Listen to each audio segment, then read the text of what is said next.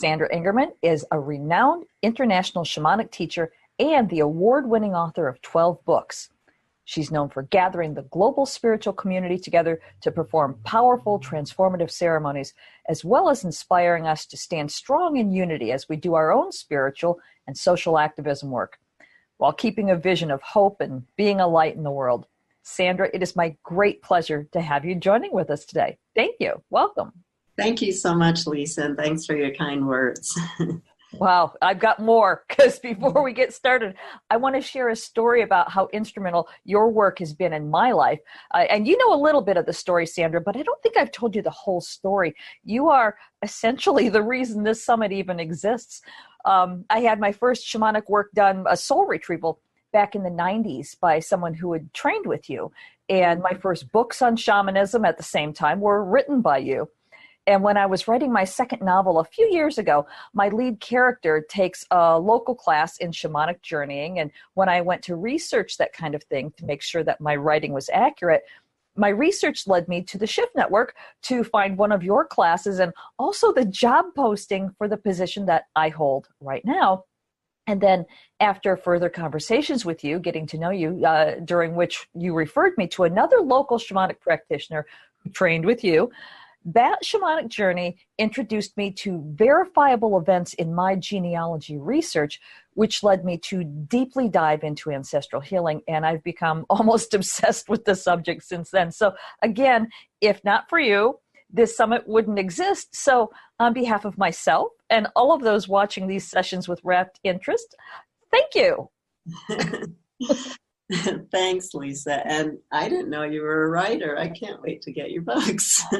Yes. I've actually got a few on the shelves, and I'm working on a couple more. And again, the one that I'm really actively working on right now is based on my genealogy research and the information that I found. I believe I told you that I found from back in the 1600s, an ancestral curse. There was a witch trial in my family history. We weren't the witches. We were the ones who were supposedly spell cast upon. And again, in researching this, I've discovered that, wow, this was real. And this is what the shaman who you referred me to discovered in my field.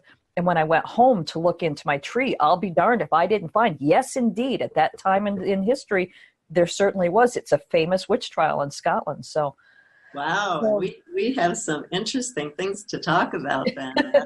Curses and ancestral healings. So, yes. Yeah. Before we get into that, we were going to talk today specifically about how soul stealing impacts your ancestral line.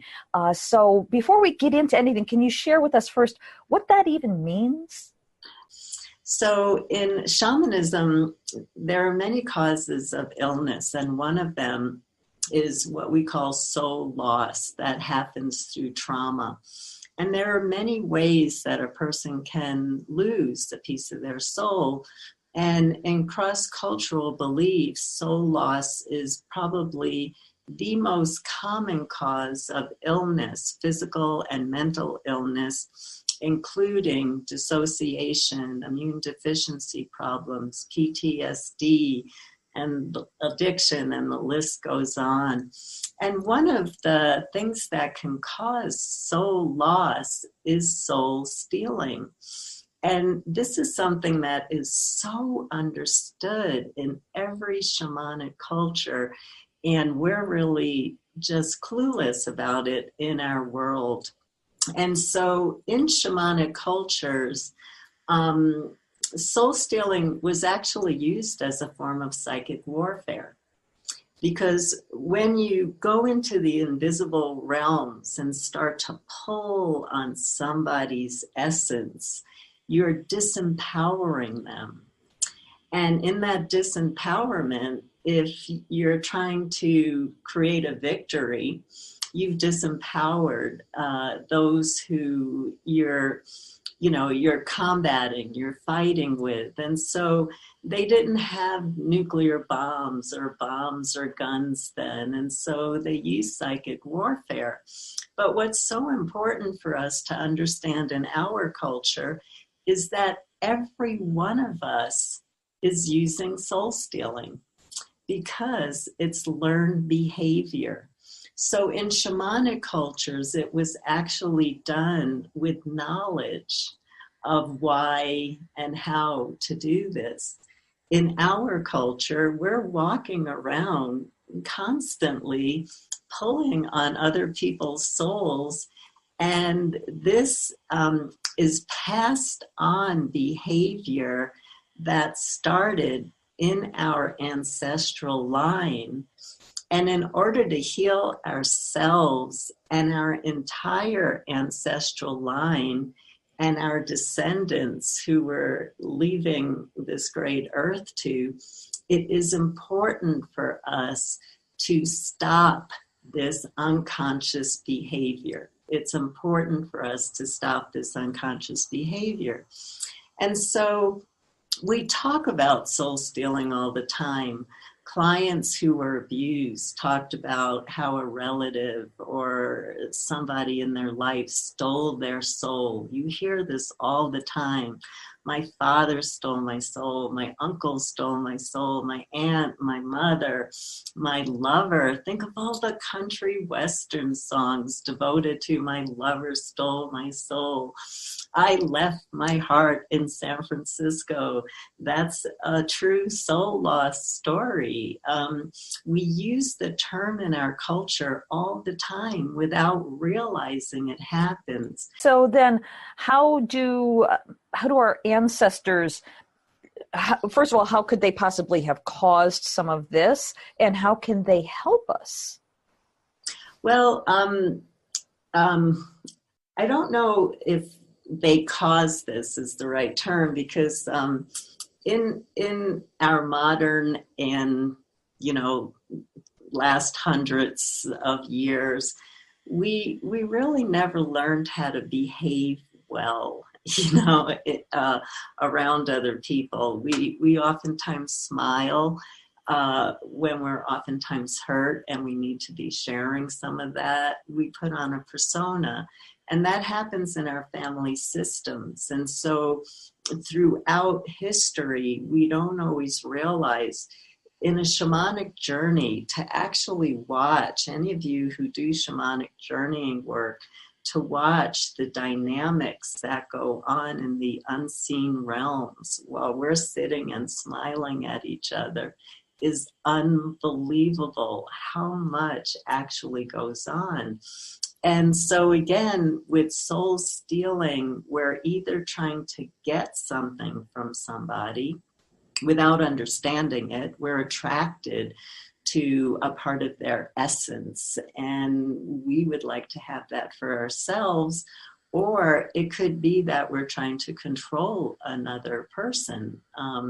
That's a real way that we try to do that, disempower that person, and then we can control them. And my last point, before we open up to more question on this, is, and my students fight with me endlessly when I say this, every time you cannot forgive another human being, you have stolen their soul. Every time you cannot forgive a human being, whoever it is on the planet, you have stolen their soul, and you are now connected spiritually due to this. That's a big one to reflect on. Yeah, that actually makes a lot of sense. I can sort of feel it. Like, again, I've done a lot of forgiveness work, but, I'm still working on it. And I can see how anybody who I'm still disgruntled with or whatever, just by having a connection to anger at them, I can feel how it's taking from them, but it's also taking from me as well. So it's this sort of symbiotic relationship. So you're hurting both of you. The question I asked previously about how ancestors can cause this, perhaps I misspoke, and I maybe meant the recently dead as opposed to generations back. For example, I know that my mother used to pray to her mother who had passed to help her make me do what she wanted me to do. So she was bringing in what I thought of as an ancestor to steer my life. But if we're looking at what are actually ancestors, how can they help us to, I don't know, clear any of the patterns that are keeping us stuck? That's actually a brilliant question, and thank you for asking that. Our ancestors love us. From a shamanic point of view, our ancestors are our greatest allies. They love us. They have our back. They want to see us succeed. And so what I share with my students, especially if you're not trained in shamanic work, is work with your ancestors to clear all of this soul stealing, because they will help you do it. They're deceased now. They are helping spirits for you. And this is something I've researched heavily for years through shamanic cultures, through the anthropological literature. You cannot cross over to the spiritual transcendent realms at the point of your death unless you release all souls that you're carrying. Or you're stuck here. You're a middle world spirit who's now a ghost or poltergeist. You cannot cross over with somebody else's soul. So your deceased ancestors are your allies. They have released. They have cleared. So turn to them. They know how to help you clear this line so that your family can move back into a state of health again, and authentic communication and forgiveness, authentic forgiveness. And so speak to your ancestors. If you know how to perform a shamanic journey, again, with the intention, ask to meet your helping and compassionate ancestors who will perform a ceremony with you in partnership to clear all that energy so that your family is now freed and your ancestral line can continue its healing that moves to the next generation too. Or if you don't have a shamanic journey practice, go and sit in nature, and especially a tree. Trees are our ancestors. The animals, spirits on this earth are our ancestors, and so on and so on. We all feel comforted by sitting with a tree. Sit with a tree. If you can't go out to a park to sit with a tree, do a meditation, put on some music, and see yourself leaning up against your favorite tree and going within to meditation. And in a prayerful way, through a sacred act of ceremony, just ask your ancestors or decree with them, thank you for working with me to clear any unhealthy connections that I have with anyone in my family that does not allow myself and my family members and my loved ones to be in their greatest health, emotionally, spiritually, and physically. Wow, that was beautifully put. Thank you for that, because I know I'm not the only one out there who, I guess, sort of has trouble imagining that they actually love us. I mean, genuinely, divinely love us, because nobody's parents were perfect and nobody's grandparents were perfect, and we all have our dysfunctions, we all have our woundings. So thank you for really explaining that those who are true ancestors have let go of all the garbage so that they can actually love us. We talked curses at the beginning of our conversation, so I'm wondering, can we address that with regard to soul stealing? Is there a parallel between the two? Does one cause a curse? How do we solve it? I know, another huge question, but let's do what we can in the time we have. Yeah, absolutely. Yeah, cursing is a really interesting issue, because cursing can be, again, a both and. With cursing, and this is the conversation everybody hears me talk about endlessly, thoughts are things in shamanism. And so there's a difference between expressing energy and sending energy. And in the Western world, because we don't look at the vibration of our thoughts and our words, we end up sending a lot to others and cursing them again unconsciously, because we weren't aware of the power of the energy behind our thoughts or the energy behind our words. And so we all have to learn how to be crafters of words. As shamans did, their incantations, every word had a vibration that could bless or could curse. And so we need to do meditation, shamanic journeys, to examine every word that comes out of our mouth and look at the vibration that we're manifesting. And are we cursing ourselves? Are we blessing ourselves with our words? Are we blessing or cursing others with our words? A curse can also be a form of soul stealing, because there is the possibility that we are putting out a curse because we're trying to disempower somebody and when we disempower somebody, we take a piece of their soul. So soul stealing is definitely part of cursing. And again, it really takes somebody so experienced who can go in and see all those energetic weavings, how we wove a fabric of reality that's affecting our emotional and physical health right now. If you really want to dive into this topic a little bit deeper, working with an experienced shamanic practitioner is important.